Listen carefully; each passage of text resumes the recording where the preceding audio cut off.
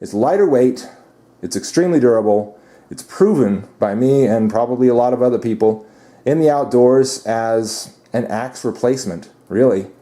It handles those axe jobs just as easily. It splits wood, it chops down small trees, it carves and creates kindling. This is it, man. This is your tool.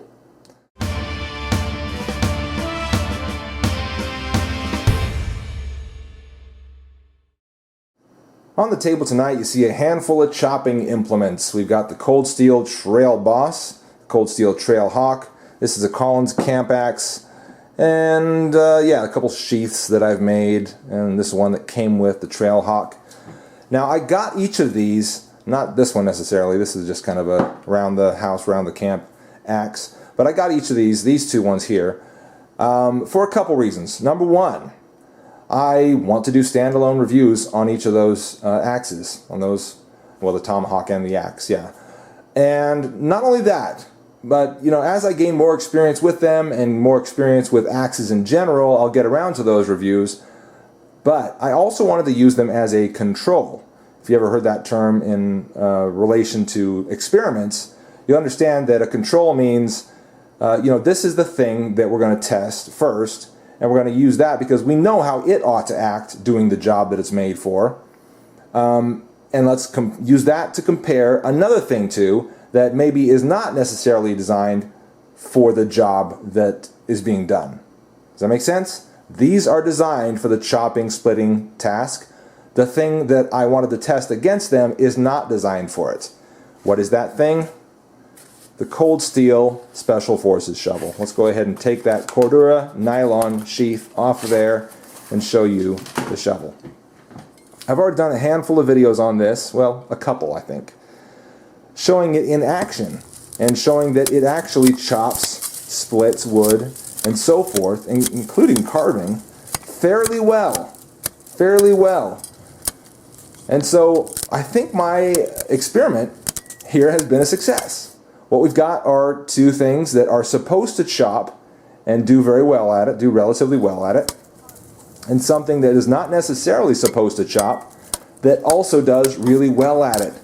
Now, Cold Steel, the makers of the Cold Steel Special Forces shovel, advertise this and show it as a chopping shovel, even a throwing shovel.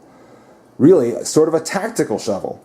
Now that makes some sense because they call it the Special Forces shovel. It's designed after the Soviet Spetsnaz shovel, which apparently is about the same size and same dimensions and is sharpened to some degree as far as I understand it, which is, you know, an army shovel, which should, I guess, do more than just dig, right? And if you want a shovel that does more than just dig, then maybe this is the shovel for you. You may find it odd that I haven't done much digging with it. I've done a little, or I tried to. In the desert, when the ground was still frozen, I tried to dig it up a little bit to make room for some targets that I wanted to stick into the ground. That didn't work out too well because, again, the ground was frozen. But I got a sense for how this feels in hand as a shovel, and how it works.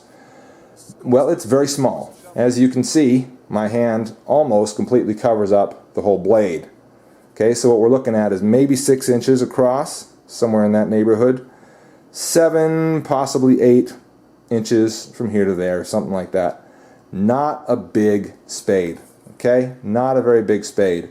So as you're using this, as you're working with it, what you're probably going to do is get one hand down here and one hand up here and drive it into the ground like so, with, you know, your knees on the ground, sitting on the ground, whatever, digging away at it like that. Now that's going to get fatiguing for this hand. So I'm telling you about the ergonomics of this as a shovel right now. It's going to get fatiguing for that hand. It did for me anyway. Constantly slapping that into the palm of my hand got pretty fatiguing. This would be a more comfortable shovel to use if there was some kind of a handle up there, okay? Doing this sort of thing I think would be a little less fatiguing than doing this. At least that's my experience. Now I did, of course, wrap it in a little bit of, not skateboard tape, but sort of a sports tape, type of thing you might put on a tennis racket. It's really sort of an older electrical tape, but it works really well as a sports tape. As a grip tape, it helps you get a good grip on that. It doesn't go anywhere as you're holding it for the purposes of swinging and slashing, and it would work really well at that as well. So as a shovel, yeah, I think it's going to do fine as an emergency shovel. I'm not going to make this a primary shovel by any means. That's not what something this size is for. It's an emergency shovel. And I'm really satisfied and happy to be able to tell you that it's going to work in every other way too. Chopping and splitting and carving wood, it's going to do a great job. Now, if you're going to do a ton of digging before you do all that, you're probably going to dull this very sharp edge and not be able to chop and split and carve as well as you might otherwise. But, you know, if it's going to be a kind of a one or the other thing where you don't necessarily need to get some digging done, but holy moly, look, I've got to get some chopping done. Well, good thing I've got this extremely sharp shovel in my car, and I can actually get it done. The blade is a medium carbon steel, according to Cold Steel. The thickness of it is more so, it's unusually thick compared to shovels of its size. According to Cold Steel, they started with the design of the Spetsnaz shovel and improved it by thickening the blade and then, of course, sharpening it all around. So, yeah, it's going to be a great emergency tool of all sorts, and I can't recommend this enthusiastically enough as an emergency tool to keep in your car or truck. It's compact enough, it's small enough that you can actually use it for that. Let's look at it compared to this Collins axe. It's not that much bigger, okay? Certainly smaller than the Trail Boss, by a little bit anyway. And around the length of that Tomahawk.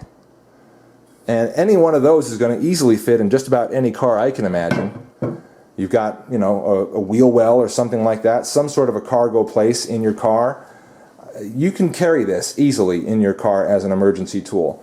It would take the place of so many other things, you know, a good large knife, an axe of some sort. If you felt the need to have some sort of axe in your car, it would take the place of one of those. So it acts as a shovel, it acts as an axe. It acts as a real and powerful deterrent and self-defense tool. Sharpened edges, swinging that thing around with a reach of a good, I don't know, 18-something inches. Yeah, man, that is a serious self-defense weapon right there if it ever needed to be. Let's talk about other shovels that might compete against this one and why I wanted to test this particular shovel over some other shovels. Well, let's talk about the weight on this thing. You want to know how much this weighs? 26.6 ounces according to Cold Steel. Probably added an ounce of tape here, maybe less, probably less actually. The sheath here is probably 3 ounces, something like that. Okay, so what, 29-ish ounces? Yeah, probably 29-ish ounces. And what would be a good, I don't know, competitor to that? I think the Gerber Etool is probably a good competitor to this. The Gerber Etool, from what I understand, is the shovel that our armed forces are clear to use. You know, that's the one that's approved for them to use. And if that's the case, then it must be pretty awesome, right? It's a folding shovel, and that's one thing it's got over this, I suppose. I'll get to that and talk a little bit more about that in a second. It does fold, this one does not. It's got a little bit of a serrated edge on one side, and it has the sort of handle thing instead of just this big pommel. Okay, so maybe some ergonomic advantages and the compactness advantage. But how much does it weigh? How much does it weigh? 40.4 ounces. So that's, on a good day, this with that is under 30, just under 30. The Gerber Etool starts out without any kind of case at over 40. 10-ounce difference.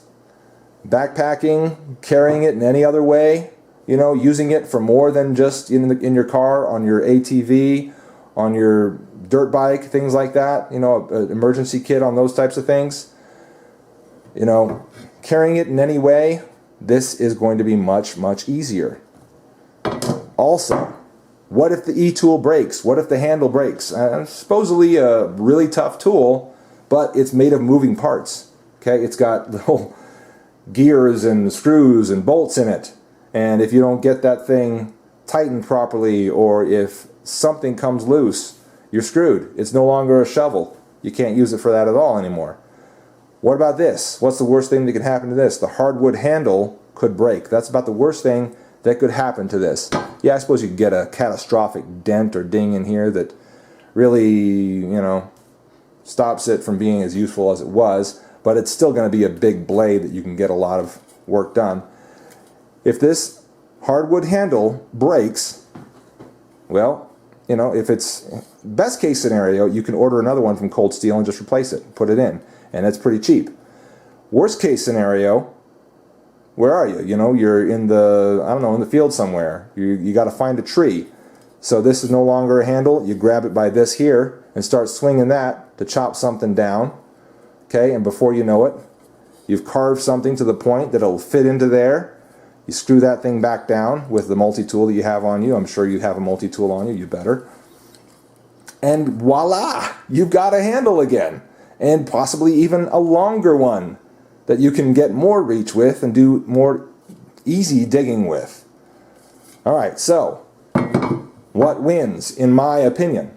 The E-tool or the Cold Steel Special Forces shovel. In my opinion, this is a more versatile tool. It's lighter weight.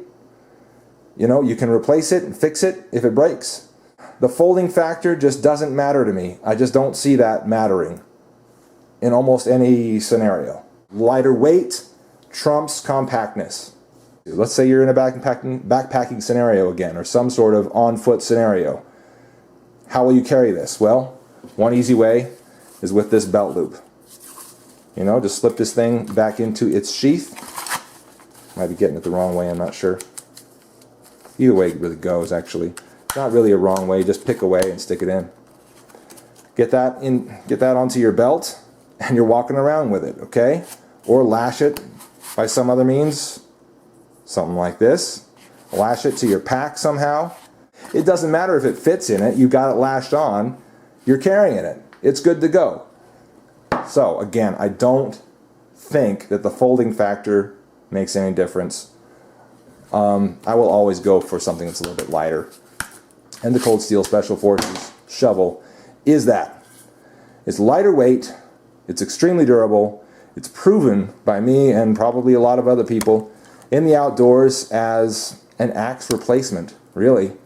It handles those axe jobs just as easily. It splits wood, it chops down small trees, it carves and creates kindling.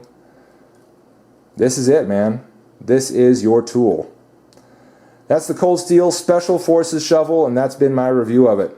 Thanks everybody for watching. I'm the Late Boy Scout. We'll see you on the next one.